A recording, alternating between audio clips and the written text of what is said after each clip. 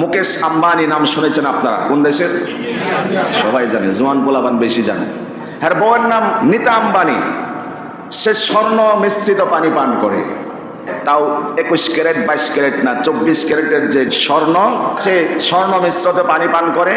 প্রত্যেক দিন মোটামুটি $750 মিলি সে পান করে, যার বর্তমান বাজার দাম $60, বাংলা টাকায় নাকি 51 বা 49 এরকম কম বেশ টাকা আসে। 51 লক্ষ টাকা বা 50 লক্ষ টাকার মতো এর মূল্য আসে। 50 লক্ষ টাকার পানি তার প্রতিদিন পান করতে হয়। কোন কোন ব্যক্তি বলছেন যে 60-70 লাখ টাকার। সেই চুমুকে চুমুকে লক্ষ লক্ষ টাকার পানি খাচ্ছে, পান করছে।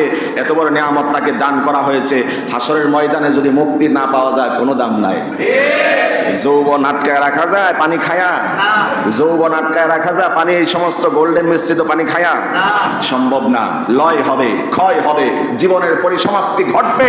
একদিন মসজিদে এলান হবে, কেউ হয়তো কফিনে শুয়ে পড়বে, কেউ মাটির তলে কবরস্থ হবে, কেউকে হয়তোবা সে আগুনে পুড়িয়ে ছারখার করা হবে, সমাধিস্থল হয়ে যাবে। দুনিয়ার এ থাকতে যৌবন ধরে রাখার কোনো কারো সাধ্য নাই। মুকেশ আম্বানি এক সময় সেরা 10-এর একজন ছিল, গোটা বিশ্বের মধ্যে সেরা 10-এর একজন ছিল। এখন 10-এর ভিতরে নাই, 8-এও ছিল, 13-তে ছিল, এবার শেষ পর্যন্ত 2000 কোন সালে, 25 সালের মার্চ মাসের যেটি তার ব্যাপারে উইকিপিডিয়াতে বলা হয়েছে যে তিনি বর্তমানে 10 সারির থেকে বের হয়ে এবার তার সারা বিশ্বের মধ্যে ধনীদের 18তম পর্যায়ে চলে গিয়েছে।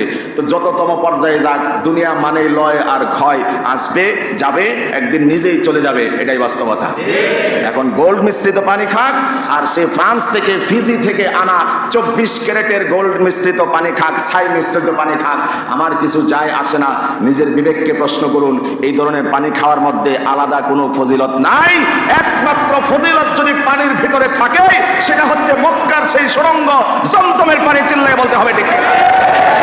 জমজমের পানির চেয়ে সেরা আর শ্রেষ্ঠ কোনো পানি পৃথিবীর আর কোনো অঞ্চলে, ভূমিতে হতে পারে না। তোমার গোল্ড মিশ্রিত 24 ক্যারেট 22 ক্যারেট মাখাইলেই কি না মাখাইলেই কি, আমার কাছে, মুসলমানের কাছে চার আনার দাম নাই, যদি সেদিন মুক্তি আর নাজাত না পাওয়া যায়।